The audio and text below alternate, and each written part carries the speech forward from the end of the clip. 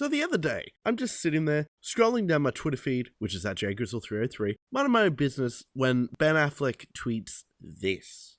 Ka-chunk, ka-chunk, there was no sound, ka-chunk. Now at this point, there's been nothing further to elaborate whether he was tweeting on one of the villains of his Batman film, or maybe he just really likes Deathstroke and wanted us all to know. Regardless, it got me thinking about the solo Batman film that Ben Affleck is reportedly directing and writing, and it got me thinking, who will be the next Batman villain? So yeah, I figured I'd use this YouTube medium to maybe go through a couple and talk about whether or not they could work in the next movie. So be prepared for the ramblings of a madman. We'll start with the simplest and most obvious answer. Joker. Joker is a fantastic villain. He's basically the perfect opposite of the Batman and is able to fuel the drive in Bruce that always carries the movie well. Now, I love Joker. He's probably one of my favorite villains in comic book history, but I'm not sure I want to see him in the Batman. Now, you're probably screaming at your monitor, but we've seen him a couple of times before, and after the less than stellar entry in Suicide Squad, I'm pretty happy to just give it a bit of time before they take another crack at correcting its course. So who else could they do? You know what, let's have a look at Deathstroke. Now look, I don't really know anything about Deathstroke aside from what I saw in the good seasons of Arrow. And from what I know, he's like a sorty, heely mercenary. Look, maybe he's a super interesting character and he literally gets you out of bed in the morning, but I just don't see him as a compelling enough villain to put a whole movie around. Having said that, I can certainly see him being like some muscle that's sent after Batman to take him out by the real villain. Although Batman could just throw a batarang in his other eye. Then he's useless. What about someone like Scarecrow?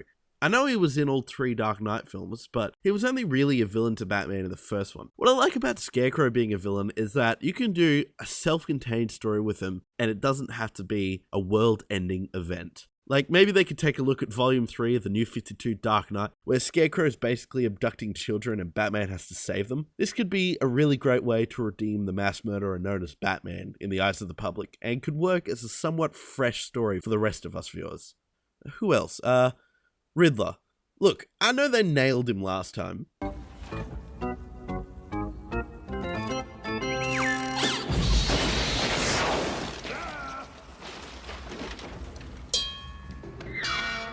But I've always really liked the idea of the Riddler. An intellectual villain could really work to distinguish this Batman movie by basically saying, "You have nothing to threaten me with, nothing to do with all your strength," to Batman. I mean, of course, the second Batman finds Riddler, he's down. But the writers could construct some incredibly interesting scenarios where Batman really is pushed to his limits. I could see a nice thriller with Riddler, like, terrorizing Gotham and basically testing Batman with little things like, catch this guy before he drops into the sharks, but you have to solve this riddle before you can breathe. I don't know, look, better writers than I can handle that. I just think it'd be cool, you know?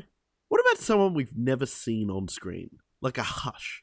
Hush is a pretty cool dude. Well, not really. He's a murderer and all that, but bringing him to a movie could totally bring something completely fresh to the table. Hush or Tommy Elliot is pretty compelling and could work well for like a crime thriller, and his backstory would really work to expand the public's knowledge on Batman's mythos. Hey, did I just hear someone say Batman mythos? The only thing you should be thinking of when you hear these words is the Court of Owls. Court of Owls, or coup, is fantastic. Just a really stellar story. You've basically got a physical and mental match for Batman in Owlman? Talon. And without spoiling anything, Talon would also add some fantastic weight to Batman's character and would really expand the DC universe. Although it would probably be better to wait through a couple of Batman movies, peppering in some coup every now and again so you have a better build-up. I just love Court of Owls, alright? Make it! But you know what though? Probably none of these will happen. They'll probably just do that self-contained Arkham movie they've been talking about. That sounds pretty good.